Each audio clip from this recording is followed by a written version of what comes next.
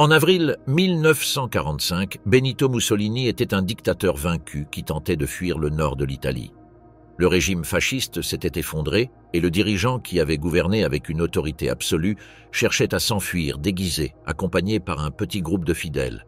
Ce qui avait été pouvoir et contrôle s'est transformé en peur et désespoir dans ces dernières heures. La situation militaire était irréversible. Les troupes allemandes se retiraient, les partisans dominaient les routes et la population attendait un règlement de compte. Mussolini savait qu'il n'aurait ni négociation possible, ni refuge sûr.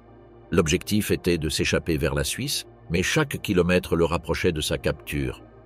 Clara Petacci, sa maîtresse, a insisté pour rester à ses côtés jusqu'à la fin, assumant le même risque mortel. Quelle décision Mussolini a-t-il prise dans ces dernières heures? Quelles erreurs l'ont mené directement aux partisans? Comment s'est terminée la journée finale du dictateur fasciste? Au printemps de 1945, la République sociale italienne faisait face à sa dissolution définitive. La structure militaire qui soutenait le régime se fragmentait rapidement sous la pression combinée des armées alliées. Le front sud, qui avait été renforcé autour de la ligne gothique, cessa d'être une défense organisée après l'offensive lancée début avril. La résistance allemande et fasciste s'effondra en quelques jours face à la supériorité matérielle et aérienne des Britanniques, Américains et Polonais. Avec la chute de Bologne le 21 avril, les troupes allemandes reçurent l'ordre de se replier vers l'Autriche et l'Allemagne, espérant se rendre aux alliés occidentaux avant que l'armée rouge ne le fasse. Le vide de pouvoir fut exploité par les formations partisanes qui occupèrent les villes, tendèrent des embuscades sur les routes stratégiques et consolidèrent des comités de libération comme autorité de facto en Lombardie et en Vénétie. L'administration fasciste a cessé de fonctionner comme un appareil cohérent. Dans le nord, les bureaux ministériels étaient paralysés, les fonctionnaires fuyaient ou se cachaient et les communications officielles étaient interrompues pendant des jours entiers. L'État réduit à sa plus simple expression existait à peine au-delà du nom, et en son sein, Benito Mussolini restait officiellement à la tête du régime, bien qu'il ait perdu depuis longtemps toute capacité de décision effective. Depuis son sauvetage au Gran Sasso en septembre 1943, il avait été réinstallé au pouvoir par décision de Hitler, mais sa figure était devenue un symbole vide, soutenu par la volonté allemande plutôt que par l'autorité personnelle qu'il avait exercée dans le passé. Sa détérioration physique était évidente. Les problèmes gastriques dont il souffrait depuis des années s'étaient aggravés jusqu'à lui causer des douleurs constantes et une perte notable de poids. Ses traits étaient creusés, sa voix affaiblie, et sa présence publique était de plus en plus sporadique. Pendant les sessions de travail, il réussissait à peine à maintenir son attention pendant quelques minutes, avant de tomber dans de longs silences. L'énergie qui, dans les décennies précédentes, l'avait rendu un leader omniprésent se réduisait désormais à de brèves crises d'irritation suivies d'une apathie prolongée. Sur le plan politique, l'initiative était complètement passée à d'autres acteurs. Les hiérarques fascistes discutaient lors de réunions improvisées sur la marche à suivre, tandis que l'avancée alliée se rapprochait de Milan. Les options se limitaient à deux voies, un repli vers le nord ou une sorte de négociation par le biais des partisans. La première alternative, présentée sous l'idée du réduit alpin dans le Valteline, visait à organiser une défense finale dans les montagnes, transformées en forteresses naturelles. Alessandro Pavolini était le principal défenseur de ce plan, insistant sur le fait qu'il serait possible de résister avec un noyau de fidèles armés. Cependant, d'autres dirigeants le considéraient impraticable en raison du manque de ressources, d'armes et de volonté populaire. La deuxième option était un rapprochement direct avec le Comité de libération nationale qui contrôlait déjà de vastes zones du Nord, mais cette idée se heurtait au refus de Mussolini, pour qui toute tentative de négociation équivalait à une reddition déshonorante. Le transfert du dictateur à Milan le 18 avril depuis Gargnano reflétait la recherche d'une proximité illusoire au pouvoir. Dans la capitale lombarde, il restait encore des troupes allemandes et des ministères qui fonctionnaient de manière intermittente. Le contact avec des officiers nazis lui offrait la sensation de ne pas être complètement abandonné, bien qu'en pratique, les commandements allemands se préparaient déjà à évacuer la région. La présence de Mussolini à Milan a coïncidé avec les dernières réunions formelles de son cabinet entre le 22 et le 25 avril. Ces sessions, développées en pleine confusion et manque de coordination, mettaient en évidence la paralysie du régime. Chaque ministre proposait des solutions contradictoires, allant de l'ouverture de conversations immédiates avec les partisans à la préparation de routes de fuite vers la Suisse. Aucune proposition n'atteignait le consensus et les discussions se terminaient sans résolutions opérationnelles. Le 25 avril au matin, à la préfecture de Milan, Mussolini reçut plusieurs dirigeants du régime. L'ambiance était tendue, dominée par la conscience que l'insurrection générale avait déjà été proclamée dans tout le Nord. Le ministre des Affaires étrangères, Serafino Mazzolini, plaida pour établir des contacts avec le Comité de libération nationale pour éviter davantage de bains de sang et sauver la population civile d'une destruction inutile. Sa proposition trouva écho chez certains participants, mais le dictateur la rejeta immédiatement, arguant que cela signifierait accepter la capitulation.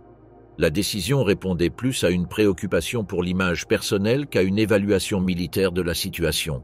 Ce même jour, l'archevêque de Milan, cardinal Ildefonso Schuster, a rencontré Mussolini dans une tentative de médiation.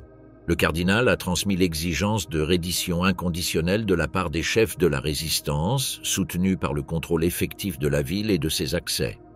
La présence d'officiers allemands lors de la rencontre a clairement indiqué que l'intérêt de Berlin n'était plus de soutenir le duc. Les nazis avaient décidé de privilégier leur retrait vers le nord et n'étaient pas disposés à engager des troupes pour défendre un régime épuisé. Mussolini a écouté les conditions sans offrir de réponse claire, se contentant de signaler qu'il devait consulter ses alliés. La réunion s'est terminée sans avancée et avec la sensation que le dénouement était de plus en plus proche. Dans l'après-midi, lors d'une nouvelle réunion du cabinet, la possibilité de fuir vers la Suisse a été discutée.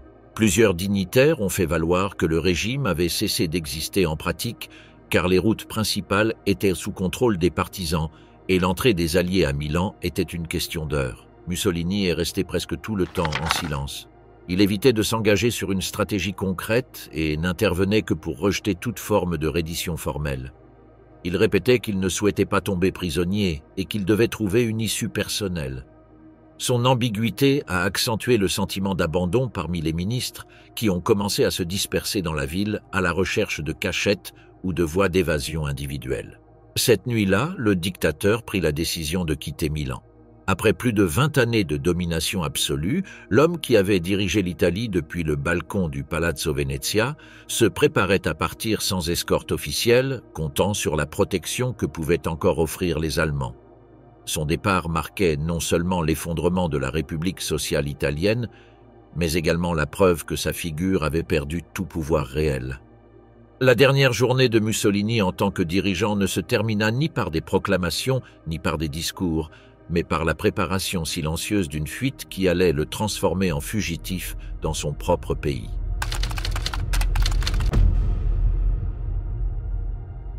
La nuit du 25 avril 1945, Benito Mussolini a quitté Milan accompagné de Clara Petacci.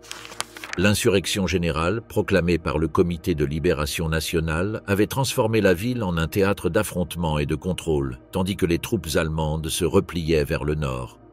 Rester dans la capitale lombarde équivalait à une capture immédiate.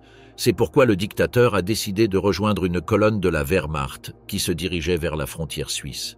Avec lui voyageaient des hiérarques fascistes, des membres de la famille et des collaborateurs cherchant refuge sous la protection des uniformes allemands. Le convoi était principalement composé de camions d'artillerie anti-aérienne sous le commandement du lieutenant Fritz Birzer. À cette force se sont ajoutés des automobiles avec de hauts fonctionnaires italiens et des camions chargés de biens personnels. Parmi les fugitifs se trouvait Alessandro Pavolini, secrétaire du parti fasciste républicain, avec d'autres dirigeants qui espéraient trouver en exil une alternative à la défaite imminente. Les familles transportaient des valises avec des vêtements, des objets de valeur et de l'argent liquide, conscientes que cela représentait leur seule garantie de survie. Mussolini a cherché à cacher son identité. Il s'est rasé la tête, a porté un long manteau d'officier allemand, s'est couvert d'un casque et de lunettes sombres et avait des documents falsifiés, le présentant comme sous-officier. Cependant, son apparence n'était pas convaincante. Les traits qui avaient occupé pendant des années les affiches et les actualités étaient trop connus et sa démarche voûtée le distinguait des jeunes soldats qui l'entouraient. Clara Petacci, en revanche, a rejeté toute tentative de déguisement. Elle portait un manteau de fourrure et des bijoux visibles, ce qui faisait d'elle une figure saisissante au milieu d'un groupe hétérogène de fugitifs. Sa détermination à accompagner Mussolini à tout moment l'a poussée à ignorer les recommandations de fuir avec sa famille ou d'adopter une apparence discrète. La colonne se mit en marche vers Côme. Les routes du nord de l'Italie étaient dans un état de confusion. Les partisans avaient organisé des contrôles variables qui apparaissaient et disparaissaient rapidement, obligeant les véhicules à présenter des documents ou des sauf-conduits. Les Allemands faisaient confiance à la force de leur uniforme pour traverser ces routes, bien qu'ils soient conscients que le risque augmentait avec chaque kilomètre. Tout au long du trajet, les habitants des villages et des hameaux observaient la caravane avec méfiance. On soupçonnait que parmi les soldats en retraite voyageaient des dirigeants fascistes, bien qu'on ne connaisse pas encore avec certitude la localisation du Duce. Le désordre interne reflétait l'effondrement du régime. Le convoi ne répondait pas à une planification unifiée, mais à l'accumulation d'intérêts individuels. Certains voyageaient armés, d'autres transportaient des biens cachés, et tous dépendaient de la couverture symbolique offerte par le drapeau allemand. La priorité de la Wehrmacht n'était pas de protéger les Italiens, mais d'arriver en Autriche pour se rendre aux alliés occidentaux. Les fascistes se trouvaient ainsi dans une position secondaire, tolérés comme accompagnateurs dans une retraite dont l'objectif n'incluait pas de garantir leur sécurité. Mussolini restait silencieux, caché à l'arrière d'un véhicule. Ses interventions se réduisaient à des gestes ou des phrases brèves, sans prendre d'initiative. Le contrôle de la marche revenait aux officiers allemands et à des figures comme Pavolini, qui défendaient encore l'idée d'un réduit dans les Alpes. La différence avec Clara Petacci était notable. Elle se montrait visible, conversait avec les soldats et les accompagnateurs lors des arrêts et maintenait un comportement qui attirait l'attention. Sa tenue et son attitude soulignaient l'exceptionnalité de son lien avec Mussolini qui, déguisé, tentait de passer inaperçu. À mesure que le convoi avançait vers le nord, les contrôles partisans s'intensifiaient.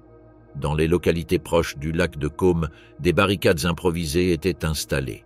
Les Allemands exhibaient des documents et gardaient un ton d'autorité pour imposer leur passage, parvenant parfois à éviter les détentions. Cependant, la marge de manœuvre se réduisait. Chaque contrôle représentait la possibilité d'être découvert et les rumeurs sur la présence de hauts dirigeants fascistes en fuite circulaient parmi les brigades de résistance. Le 26 avril, le convoi longea la rive du lac de Côme. L'environnement montrait des villas majestueuses, des chemins étroits et des collines couvertes de végétation, mais derrière cette apparence tranquille se déployait une vigilance constante. Les partisans avaient reçu des rapports sur des mouvements inhabituels et restaient attentifs à tout détail. À l'intérieur de la colonne, les familles italiennes cachaient leurs bijoux et leur argent, tandis que certains hommes dissimulaient des armes courtes. Les soldats allemands observaient avec tension les bords de la route, conscients que tout contrôle pouvait stopper leur avance. Mussolini restait recroquevillé sous le casque. Il n'était plus le chef d'État qui apparaissait dans des discours massifs, mais un passager silencieux dans un camion militaire. Son déguisement ne parvenait pas à l'intégrer au groupe de soldats et sa silhouette était trop reconnaissable.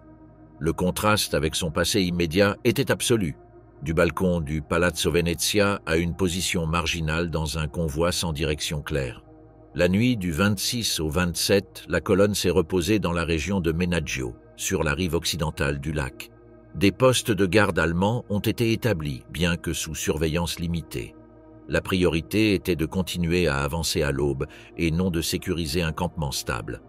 En parallèle, les brigades partisanes de la région ont renforcé les contrôles, alertés par les nouvelles de mouvements suspects. Le lendemain, 27 avril, le convoi reprit la marche vers Dongo. La proximité de la frontière suisse nourrissait l'espoir des fugitifs. Néanmoins, la pression des groupes de résistance s'intensifiait. Le trajet le long de la rive du lac, autrefois chemin touristique, était devenu un corridor surveillé, avec des postes de contrôle qui réduisaient de plus en plus la marge d'évasion. Mussolini demeurait caché dans son véhicule, sans exprimer de décision ni montrer d'initiative. Clara Petacci restait à ses côtés, visible et décidée à ne pas se séparer. Le convoi avançait lentement sur des routes sinueuses, conscient qu'à tout moment il pouvait rencontrer un contrôle partisan capable de mettre fin à la fuite. Le dénouement semblait se rapprocher à chaque virage du chemin, tandis que la frontière restait un objectif incertain.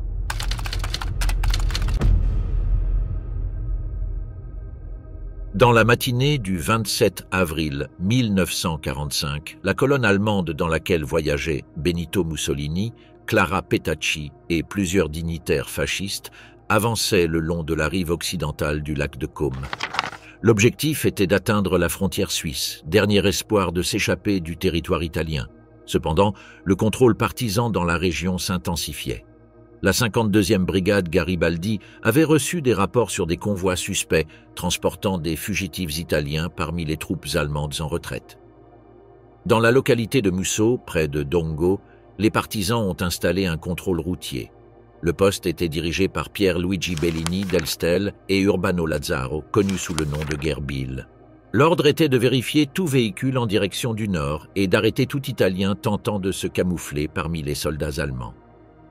Aux environs de midi, la colonne menée par les camions d'artillerie allemande est arrivée sur place. Les officiers du Reich, habitués à imposer l'autorité, ont tenté de présenter la caravane comme une unité régulière en retraite. Ils ont montré des laissez-passer et des documents en règle, mais la tension était évidente. Les partisans ont remarqué des irrégularités dans le convoi. Certains des voyageurs n'avaient pas l'air de militaires expérimentés. Leur posture, leur nervosité et la qualité douteuse des documents ont attiré l'attention. Urbano Lazzaro a ordonné une fouille minutieuse. Un par un, les occupants sont descendus des véhicules pour montrer leurs papiers. Les premiers se sont avérés être de véritables Allemands, avec un accent et un comportement qui n'ont pas éveillé de soupçons. Cependant, à l'arrière d'un camion est apparu un groupe d'individus à l'apparence civile et aux uniformes mal ajustés. C'est alors que Lazzaro a remarqué un homme qui restait assis, la tête basse, avec un casque en acier et un manteau militaire trop ample. Le visage lui semblait familier. La mâchoire proéminente et les traits marqués correspondaient à ceux qu'il avait vus sur les affiches de propagande pendant des années. Il demanda à l'homme de se lever. Celui-ci obéit lentement, sans prononcer un mot. Lazzaro l'observa de près et l'identifia. C'était Benito Mussolini. La confirmation fut immédiatement transmise au commandant Bellini et la nouvelle se répandit rapidement parmi les partisans. Après des années de combat, ils avaient sous leur garde le chef suprême du régime fasciste. Mussolini n'opposa pas de résistance, il n'essaya pas de s'échapper ni ne chercha refuge parmi les soldats allemands. Il restait en silence, avec un air absent et le regard fixé au sol. Cette passivité contrastait avec les réactions des dignitaires qui l'accompagnaient. Certains offraient de l'argent et des bijoux en échange de la liberté. D'autres insistaient sur le fait qu'ils étaient des fonctionnaires sans responsabilité militaire. Alessandro Pavolini fut immédiatement reconnu et arrêté. Buffarini Guidi, ministre de l'Intérieur, fut également identifié et mis en détention. Le groupe de prisonniers comprenait des ministres, des hauts fonctionnaires et des dirigeants du parti, le noyau politique qui avait soutenu la République sociale italienne dans ces derniers mois. Les officiers allemands, de leur côté, n'intervinrent pas.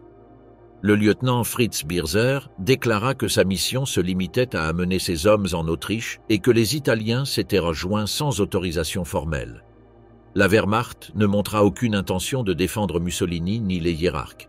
Sa priorité était de poursuivre vers le nord et de se rendre aux forces alliées occidentales. L'indifférence allemande confirma l'isolement définitif du Duce. Clara Petacci, qui voyageait dans un autre véhicule, exigea de rester avec Mussolini. Elle fut arrêtée avec lui, ignorant les avertissements qu'elle pouvait s'échapper si elle s'écartait. Sa décision la plaça parmi les prisonniers sous surveillance armée. Les fascistes détenus furent désarmés, fouillés et conduits vers l'intérieur de Dongo. La population locale, alertée par le mouvement inhabituel sur la route, commença à se concentrer autour de l'endroit. Ils reconnurent plusieurs dirigeants capturés et les invectivèrent ouvertement. Pavolini fut insulté par des habitants qui l'identifièrent comme une figure de proue du régime. Mussolini a été transféré dans un bâtiment du village pour être surveillé de manière plus stricte. La nouvelle de sa capture s'est répandue en l'espace de quelques heures. Les partisans ont diffusé l'événement par radio clandestine et par messager au commandant supérieur de la résistance. La détention ne concernait pas seulement le dictateur, mais la plupart des membres du dernier gouvernement fasciste. En quelques heures, le régime s'est réduit à un groupe d'hommes désarmés, sous la garde des brigades locales. Le convoi allemand, libéré de la présence des Italiens, poursuivit sa marche vers le nord. Les officiers respirèrent soulagés en laissant derrière eux la responsabilité de Mussolini. La séparation scellait l'effondrement de l'alliance entre le fascisme italien et le nazisme allemand sur le sol italien. À Dongo, les partisans ont commencé des interrogatoires préliminaires. Ils ont enregistré les noms, les fonctions et les positions de chaque détenu. L'ampleur de l'arrestation a été comprise immédiatement. Ils avaient sous leur garde le Duce et la direction de la République sociale italienne. Mussolini, assis en silence, évitait de regarder ses capteurs. Il ne prononça aucune défense ni demande. L'absence de mots contrastait avec les supplications d'autres hauts responsables qui cherchaient à sauver leur vie. Clara Petacci restait à ses côtés, visiblement affectée, mais décidée à ne pas se séparer. La capture à Dongo mit fin à la fuite commencée à Milan 2 jours auparavant. La frontière suisse était à quelques kilomètres seulement, mais elle s'avéra inatteignable. Une surveillance improvisée d'une brigade partisane suffit à arrêter la fuite et à mettre le dictateur entre les mains de ses adversaires. La nouvelle se propagea rapidement vers les hauts commandements du comité de libération, où l'on commença à discuter des options concernant le sort des prisonniers. Après la capture à Dongo, Benito Mussolini et Clara Petacci ont été transportés au village de Bonzanigo, dans la commune de Mezzegra, au bord du lac de Côme. La 52e brigade Garibaldi a décidé de les éloigner du centre urbain et de les confiner dans une ferme locale, choisie pour son isolement et pour la facilité de maintenir la surveillance sans risque immédiat de sauvetage. L'endroit, une construction simple en pierre, comptait une petite chambre et peu de mobilier, suffisant pour garder les prisonniers sous contrôle jusqu'à recevoir des instructions des commandements supérieurs de la résistance. Le transfert s'est effectué au crépuscule du 27 avril. Mussolini a voyagé en silence, sans échanger de mots avec ses gardiens, tandis que Clara Petacci pleurait pendant le trajet. À leur arrivée à la ferme, ils ont été conduits dans la chambre destinée à leur enfermement et sont restés sous garde permanente. La scène contrastait avec la grandeur politique du personnage détenu. Le dirigeant qui avait gouverné l'Italie pendant plus de 2 décennies se trouvait maintenant reclus dans un espace restreint, entouré par de jeunes partisans armés. Les témoignages recueillis par la suite s'accordent à décrire Mussolini comme un homme abattu. Il s'est assis contre le mur, la tête basse, évitant le contact visuel. Il murmurait à peine des phrases courtes, sans intention de dialogue. Clara Petacci, en revanche, restait active, accrochée à son bras, essayant de parler aux gardiens.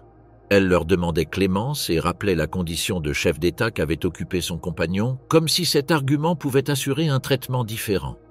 En n'obtenant pas de réponse, elle recourait aux pleurs et à la promesse de ne pas se séparer de lui en aucune circonstance.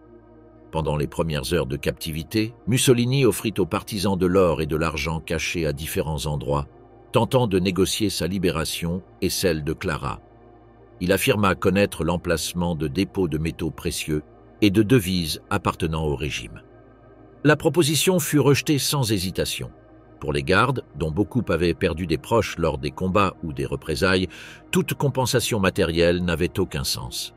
À d'autres moments, le prisonnier a demandé où se trouvaient sa femme Rachele et ses enfants. Il a parlé de Romano, consacré à la musique, et d'Eda, veuve de Galeazzo Ciano, exécutée en 1944. Ces références familiales montraient une préoccupation privée, éloignée de la rhétorique politique qui l'avait caractérisée par le passé. Les gardes écoutaient en silence, sans offrir de réponse. Pendant ce temps, les responsables de la brigade débattaient du sort des prisonniers. Certains défendaient l'opportunité d'un procès public qui permettrait de documenter les crimes du régime et de légitimer le nouveau pouvoir. D'autres insistaient sur la nécessité d'agir rapidement, rappelant qu'en septembre 1943, un commando allemand avait secouru Mussolini du Grand Sasso. Ils craignaient que, si la détention se prolongeait, quelque chose de similaire puisse se reproduire, car il y avait encore des unités allemandes en retraite dans la région du lac. Le souvenir de cette opération conditionnait les délibérations. Bien qu'en avril 1945, le Reich était en pleine décomposition, subsistait la préoccupation qu'une tentative désespérée de libération soit organisée. La proximité de colonnes allemandes cherchant à rejoindre la Suisse renforçait cette possibilité. Les partisans conclurent que chaque heure ajoutait du risque, ce qui augmentait la pression sur les décisions qui devaient être prises. À l'intérieur de la ferme, Mussolini restait immobile. Sa silhouette silencieuse contrastait avec l'agitation des hiérarques arrêtés à Dongo, qui avaient réagi par des supplications et des protestations. Clara, épuisée, alternait pleurs et prières. À un moment donné, elle demanda au gardien de l'exécuter, elle, et de pardonner Mussolini, sans obtenir de réponse. La tension montait parmi les jeunes combattants qui ne savaient pas s'il fallait la considérer comme complice politique ou simple accompagnatrice sans responsabilité.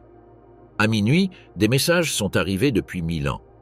Le Comité de libération nationale du nord de l'Italie était informé de la capture et discutait de la résolution finale. Certains de ses dirigeants proposaient de transférer le prisonnier à la capitale lombarde pour le présenter publiquement, tandis que d'autres défendaient l'exécution immédiate. Les ordres étaient ambigus et la décision a été reportée. En pratique, les partisans de Bonzanigo devaient garder Mussolini sous garde jusqu'à recevoir des instructions claires.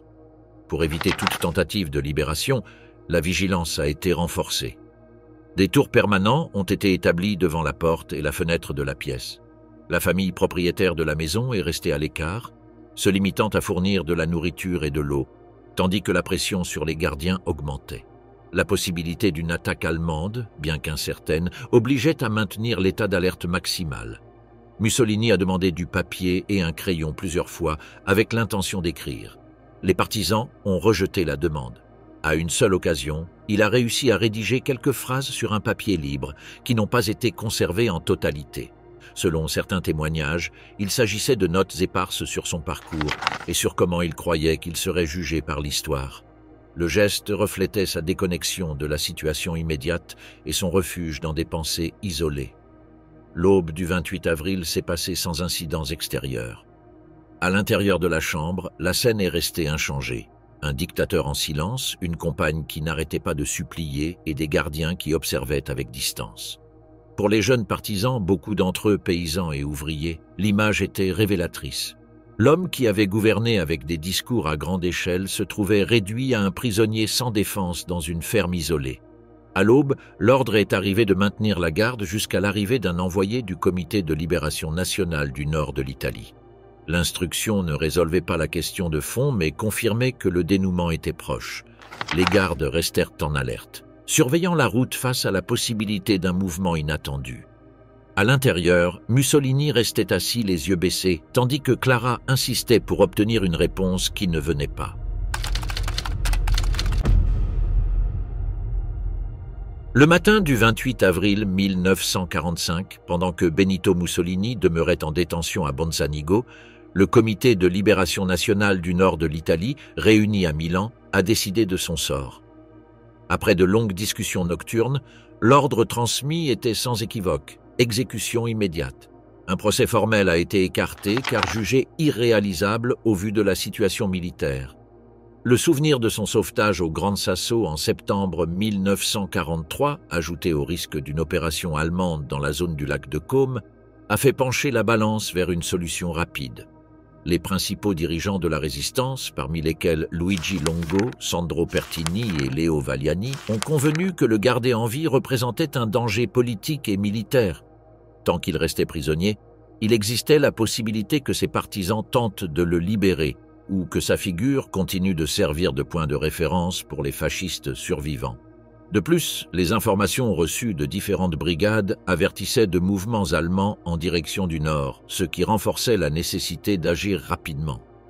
La responsabilité incombait à Walter Odisio, connu sous le nom de colonel Valerio, commandant partisan avec une vaste expérience dans des opérations armées. Son historique de discipline et d'engagement faisait de lui la personne idéale pour mener à bien une mission qui devait être accomplie sans hésitation. Il reçut à Milan des accréditations officielles l'autorisant à agir au nom du Comité de libération nationale du nord de l'Italie, avec l'instruction explicite d'exécuter Mussolini et tout accompagnant qui restait à ses côtés au moment de l'opération. Odisio partit vers le lac, accompagné de Aldo Lampredi, alias Guido, et Michele Moretti, connu sous le nom de Pietro. Le groupe voyageait dans des véhicules réquisitionnés, armés de mitraillettes et de pistolets. Ils ont choisi des routes secondaires pour éviter les rencontres avec les troupes en retraite. Pendant le trajet, Ils ont révisé le plan, identifié le prisonnier, exécuté l'ordre rapidement et assuré le transfert immédiat des corps vers Milan. La priorité était d'éviter les retards ou les interférences qui pourraient perturber la mission. En début d'après-midi, ils sont arrivés à la ferme où Mussolini et Clara Petacci avaient passé la nuit. Les gardes de la brigade locale ont informé que le dictateur était resté apathique et silencieux, tandis que sa compagne insistait avec des supplications sans réponse. Audicio a montré la documentation officielle et a pris la garde des prisonniers. Il a communiqué qu'ils seraient transférés sans spécifier la destination. Mussolini a reçu l'ordre sans manifester de résistance, se limitant à suivre les instructions. Clara a insisté pour rester à ses côtés et a refusé la possibilité de voyager dans un véhicule différent. Le transfert s'est effectué dans un camion militaire découvert, gardé par des partisans armés. La distance entre Bonzanigo et Giulino di Mezzegra était courte, mais le trajet s'est déroulé avec une prudence maximale. La route longeait le lac dans une zone de virages étroits et de villages dispersés. Audicio restait attentif à tout signe de présence allemande. La destination choisie était la Villa Belmonte, une résidence privée située sur la route principale du village, qui offrait discrétion et accès facile pour les véhicules. Le camion s'est arrêté devant la grille en fer de la villa peu après le milieu de l'après-midi. L'endroit était dégagé, sans présence militaire ni civile qui pourrait interférer. Mussolini est descendu lentement, aidé par l'un des partisans. Il marchait avec raideur et le regard perdu sans prononcer un mot. Clara s'est accrochée à son bras droit et a refusé de se séparer lorsqu'ils ont essayé de l'écarter. Audicio a ordonné que tous deux soient placés près de la grille, sous la surveillance d'un demi-cercle de combattants. La préparation fut brève. Audicio prit une mitraillette masse de fabrication française et visa la poitrine de Mussolini. À cet instant, l'arme s'enraya. Il y eut quelques secondes de silence absolu.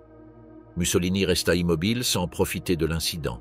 Clara poussa un cri, interprétant le moment comme un signe d'espoir. Audicio jeta l'arme et en prit une autre de l'un de ses compagnons, une mitraillette en bon état de fonctionnement. Il visa à nouveau et tira une rafale contrôlée. Les projectiles ont frappé le torse de Mussolini, traversant la poitrine et l'abdomen. Le corps s'est effondré immédiatement sur le sol pavé. La mort a été presque instantanée, causée par des dommages internes massifs et des hémorragies irréversibles. Il n'y eut pas de dernier mot. Clara s'est jetée sur le cadavre, l'embrassant et suppliant la clémence. Sa réaction n'a pas altéré le déroulement de l'opération. Audicio a exécuté l'ordre reçu et a tiré sur elle. Les projectiles ont atteint la partie supérieure de son corps, lui causant une mort rapide. Les partisans vérifièrent immédiatement l'absence de pouls et de respiration. Il fut constaté qu'ils étaient tous deux morts. Des examens médicaux ultérieurs confirmèrent que Mussolini présentait de multiples blessures par balles au torse et à l'abdomen, avec fracture des côtes et perforation pulmonaire. Clara Petacci avait reçu plusieurs tirs dans le torse, tous mortels. Les corps restèrent étendus quelques minutes sur le sol pendant que la zone était sécurisée. La scène a été contrôlée avec une discipline militaire. Les combattants ont formé un cordon de sécurité autour de la villa pour empêcher la présence de curieux. Il n'y a eu ni rituel ni parole solennelle. L'objectif était d'exécuter l'ordre dans des conditions de sécurité et de procéder au transfert. Une fois la mort confirmée, Audicio a ordonné de charger les corps dans le véhicule pour les emmener à Milan. Là, ils seraient exposés publiquement aux côtés d'autres dignitaires exécutés comme preuve visible que le régime fasciste était arrivé à sa fin. Dans l'après-midi du 28 avril 1945, après l'exécution de Benito Mussolini et Clara Petacci à Giulino di Mezzegra, leurs corps ont été chargés dans un camion avec ceux d'autres dirigeants fascistes fusillés dans les heures précédentes. Parmi eux se trouvaient Alessandro Pavolini, Achille Staras et plusieurs ministres et fonctionnaires de la République sociale italienne capturés dans différentes localités du Nord. Le convoi partit vers Milan, suivant les instructions du Comité de libération nationale du nord de l'Italie, qui avait ordonné non seulement l'élimination physique des dirigeants fascistes, mais aussi l'exposition publique de leurs cadavres comme preuve irréfutable de la fin du régime. La décision de montrer les corps dans la capitale lombarde a été prise lors des mêmes délibérations qui avaient défini l'exécution. Les dirigeants de la résistance considéraient qu'une annonce verbale ne serait pas suffisante pour convaincre la population de la chute définitive du fascisme. Après plus de 2 décennies de propagande qui avait construit l'image de Mussolini comme une figure invulnérable, il était nécessaire d'avoir un témoignage visuel incontestable. L'expérience récente renforçait cette conclusion. De fausses rumeurs concernant la mort de leaders fascistes avaient circulé à diverses occasions, affaiblissant la crédibilité des nouvelles transmises par des médias clandestins. Le transport vers Milan a commencé pendant la nuit et s'est prolongé jusqu'à l'aube du 29 avril. Un camion militaire allemand réquisitionné a été utilisé avec la capacité de transporter plusieurs cadavres et un détachement de partisans armés. La surveillance était stricte. On craignait des embuscades de troupes allemandes en retraite ou des tentatives de fascistes survivants de récupérer les corps pour leur donner un enterrement héroïque. Le comité avait ordonné qu'ils arrivent intacts dans la capitale. Le convoi avançait lentement par des routes secondaires en mauvais état, évitant les principaux axes de communication où des unités allemandes pouvaient encore circuler. Entre-temps, Milan avait été libéré dans les 24 heures précédentes. Les derniers détachements allemands avaient quitté la ville et les comités locaux de libération avaient pris le contrôle des bâtiments publics, des stations de radio et des infrastructures stratégiques. La population civile célébrait dans les rues avec un enthousiasme massif qui contrastait avec les années de répression. Dans ce contexte d'euphorie, l'arrivée des corps du dictateur et de ses collaborateurs allait devenir un acte avec une forte valeur symbolique. Le lieu choisi pour l'exposition était Piazzale Loreto, dans le secteur nord de la ville. Le choix n'était pas fortuit. Là, le 10 août 1944, 15 partisans avaient été fusillés par ordre des occupants allemands et du régime fasciste, et leurs corps avaient été exposés sur la voie publique comme avertissement. Le souvenir de cet épisode était vivant dans la mémoire des Milanais. Choisir cet espace signifiait inverser le sens symbolique de la place. Là où des mois auparavant avaient reposé les martyrs de la résistance, seraient maintenant montrés les cadavres de ceux qui avaient ordonné et exécuté la répression. Le camion est arrivé sur la place vers 7 heures du matin le 29 avril. Il s'est arrêté devant une station-service Esso, dont le bâtiment moderne, avec un panneau visible, servirait de fond reconnaissable sur les photos qui circuleraient très bientôt. Les partisans ont déchargé les corps sans cérémonie, les jetant sur le pavé. Celui de Mussolini est resté à côté de celui de Clara Petacci et de ceux des autres dignitaires. Il n'y avait ni ordre ni disposition solennelle. Les cadavres sont restés entassés sur l'asphalte. La nouvelle de l'exposition imminente s'était répandue dans la ville pendant la nuit. Messages transmis par radio clandestine et rumeurs de bouche à oreille avaient préparé la population. En peu de temps, des voisins commencèrent à arriver et en quelques heures, la place se remplit de milliers de personnes provenant de divers quartiers et localités proches. Le public représentait tous les secteurs sociaux. Ouvriers, employés, étudiants, femmes, personnes âgées, familles entières. La congrégation exprimait le désir de voir directement la fin d'une période de plus de 20 ans de dictature. Les premières réactions ont été de reconnaissance et de vérification. Beaucoup se sont approchés pour s'assurer que le corps allongé était vraiment celui du dictateur. Une fois son identité confirmée, la foule a éclaté dans un mélange de rage accumulée et de célébration. Les corps ont été soumis à des agressions physiques immédiates. Certains citoyens crachèrent sur eux, d'autres les frappaient avec des bâtons et des pierres. Il y a eu des coups de feu d'armes à feu de petit calibre qui ont ajouté des impacts visibles aux cadavres. Le corps de Mussolini a été piétiné et traîné, son visage frappé contre le trottoir jusqu'à devenir méconnaissable. Clara Petacci a également été agressée, bien qu'elle n'ait pas eu de responsabilité politique directe. Sa proximité avec le dictateur suffisait à faire d'elle une cible de la colère collective. Les autres dignitaires ont subi des sorts similaires.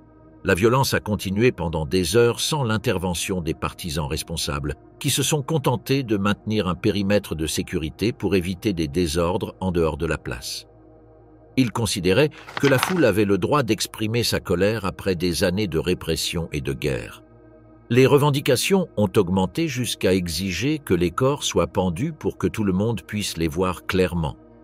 Le clameur populaire évoquait directement le traitement que les fascistes avaient réservé aux partisans à ce même endroit. Face à la pression de la foule, les organisateurs ont cédé.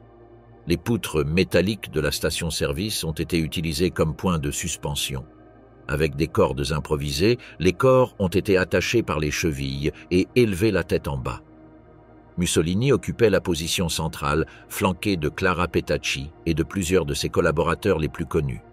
La scène résultante était d'un fort impact. Les cadavres ensanglantés et défigurés pendaient au-dessus de la place, visibles pour tous les présents. La signification symbolique était évidente. La place, qui avait été le théâtre de la répression fasciste en 1944, se transformait en l'espace de l'exposition finale des responsables.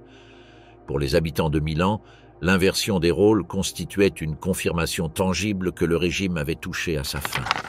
Le lieu où les résistants avaient été humiliés devenait le théâtre de la défaite de leurs bourreaux. La foule s'est agrandie jusqu'à rassembler des dizaines de milliers de personnes. Certains lançaient des pierres, d'autres tiraient sur les corps pendus. Les cris, insultes et chants antifascistes remplissaient la place dans un vacarme constant. L'atmosphère était celle d'une catharsis collective. Des sentiments de soulagement, de rage accumulée et de désir de justice se mêlaient. Pour beaucoup, il s'agissait d'une réparation symbolique attendue depuis longtemps. L'exposition s'est prolongée toute la journée. Des photographes professionnels et amateurs ont capté des images qui ont été rapidement diffusées à l'intérieur et à l'extérieur de l'Italie. Les photographies des corps pendus à Piazzale Loreto sont devenues l'un des témoignages graphiques les plus connus de la fin de la Seconde Guerre mondiale en Europe. L'image du dictateur qui pendant plus de 20 ans avait dominé la vie politique italienne, maintenant réduit à un cadavre exposé devant une foule, resterait gravée dans la mémoire collective comme représentation définitive de la chute du fascisme. Après l'exhibition sur la Piazzale Loreto le 29 avril 1945, les corps de Benito Mussolini, Clara Petacci et des hiérarques fascistes fusillés ont été retirés sur ordre des autorités locales et des commandements alliés présents à Milan. Après plus de 12 heures d'exposition publique et d'agression continue, les dépouilles étaient gravement détériorées. Elles ont été chargées dans un camion militaire et transportées à l'Institut de médecine légale de la ville, où des autopsies médico-légales ont été immédiatement ordonnées. L'examen médical de Mussolini eut lieu cet après-midi-là. Des médecins légistes italiens et alliés participèrent à l'opération dans le but de documenter scientifiquement les causes de la mort et l'état du cadavre. Le rapport décrivit un corps masculin d'1,69 m de hauteur avec de multiples blessures par balle, concentrées principalement dans la région thoracique. Le tir létal avait perforé la poitrine au niveau du cœur, provoquant des fractures des côtes et des lésions massives aux poumons. D'autres tirs atteignirent l'abdomen et les bras, suggérant qu'il avait pu essayer de se couvrir au moment de l'exécution. Le visage montrait des ecchymoses, des coupures et des fractures provoquées après la mort par les agressions dans la place. Malgré la détérioration, les médecins ont confirmé l'identité par des traits faciaux encore reconnaissables et par des documents personnels trouvés dans les vêtements. Le corps de Clara Petacci a été examiné avec la même rigueur. Il présentait 5 blessures par balle dans le torse, toutes compatibles avec une mort immédiate, en plus de signes de coups postérieurs subis lors de l'exposition publique. Une fois les autopsies terminées, la question du destin final des restes s'est posée. Tant le gouvernement provisoire italien que les autorités alliées ont convenu du risque qu'une tombe identifiable devienne un lieu de pèlerinage pour les sympathisants du fascisme.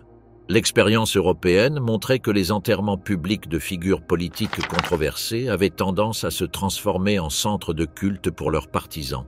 La solution fut de maintenir le corps sous contrôle étatique et de l'enterrer en secret.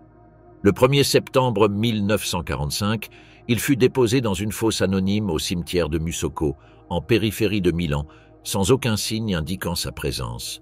Seul un petit groupe de fonctionnaires connaissait l'emplacement exact. Cependant, la discrétion n'empêcha pas les rumeurs de circuler sur l'endroit. Parmi les partisans du régime défait, des théories émergèrent sur des dissimulations délibérées visant à effacer toute trace du dictateur. Le 23 avril 1946, presque un an après l'exécution, un groupe clandestin de militants néofascistes a réussi à soustraire le cadavre. L'opération a été exécutée avec organisation précise et discrétion. Les auteurs appartenaient à un réseau connu sous le nom de la Légion des morts de Mussolini, composé d'anciens officiers de la République sociale italienne et de sympathisants civils. Ils avaient étudié pendant des mois la surveillance du cimetière et préparé des refuges pour cacher le corps. Après le vol, les restes ont été transportés clandestinement à travers différentes localités du nord de l'Italie. Initialement, ils sont restés dans une maison à Monza, puis dans des couvents qui ont accepté de les garder pour des raisons religieuses, et finalement dans un monastère capucin à Pavie. La disparition a provoqué un scandale politique dans l'Italie d'après-guerre. Le gouvernement d'Alcide de Gasperi a ordonné une vaste enquête policière. Les carabiniers et les forces de l'État ont effectué des perquisitions dans de multiples régions, tandis que la presse spéculait sur l'endroit et les motivations de l'opération. Pendant plus de 4 mois, le pays a vécu dans l'incertitude quant à la localisation des restes. Les partis de gauche accusaient le gouvernement de négligence, tandis que les secteurs conservateurs insinuaient d'éventuelles complicités. La tension politique menaçait la stabilité institutionnelle à un moment où la démocratie italienne commençait à peine à se consolider. En août 1946, la police a récupéré le corps dans le couvent des Capucins de Cerro Maggiore, près de Milan. Les religieux qui l'avaient caché ont déclaré avoir agi pour des raisons humanitaires, affirmant que toute personne méritait une sépulture. Ils ont nié avoir participé au vol et ont assuré qu'ils ignoraient initialement l'identité du cadavre confié à leurs soins. Le gouvernement a décidé d'appliquer des mesures plus strictes. Les restes ont été transférés dans une installation militaire sous surveillance permanente et, peu après, dans un dépôt spécial à Milan, gardé directement par la police. Ils y sont restés plus d'une décennie dans des conditions de sécurité comparables à celles utilisées pour le matériel classifié. L'emplacement a été considéré comme un secret d'État et n'était connu que d'un nombre très réduit de hauts fonctionnaires. La situation est restée inchangée jusqu'en 1957. Cette année-là, le président du Conseil des ministres, Adone Zoli, originaire de Predappio, a autorisé le retour du corps à la famille Mussolini. La décision s'inscrivait dans un contexte politique délicat. Le gouvernement avait besoin du soutien parlementaire du mouvement social italien, parti néo-fasciste qui avait obtenu une représentation significative. La mesure a été interprétée comme une concession stratégique destinée à garantir la stabilité. Le 30 août de cette année-là, les restes ont été remis à Rachele Guidi lors d'une cérémonie privée et transférés au cimetière de San Cassiano à Predappio, la ville natale du dictateur. L'enterrement s'est déroulé avec la plus grande discrétion, sans cérémonie publique et sous forte surveillance policière. Seuls les proches parents et un nombre restreint d'assistants autorisés étaient présents. Avec le temps, la tombe à Predappio est devenue un lieu de pèlerinage. Depuis les années 1960, des groupes de sympathisants ont commencé à organiser des visites coïncidentes avec des dates significatives comme la naissance de Mussolini, la marche sur Rome ou l'anniversaire de sa mort. Bien que les autorités aient tenté de limiter ces manifestations par la surveillance et l'interdiction de symboles politiques explicites, le phénomène a persisté. La crypte familiale abrite un sarcophage en marbre noir avec le nom du dictateur gravé en lettres dorées. À l'intérieur, il y a des photographies, des lettres et des souvenirs personnels. L'endroit continue de recevoir des visiteurs qui effectuent des saluts romains, déposent des fleurs avec des symboles fascistes et chantent des hymnes du régime. La police maintient une présence permanente pour éviter les incidents. Mais le flux de visiteurs confirme que la figure de Mussolini conserve une capacité d'attraction symbolique parmi certains secteurs de la société.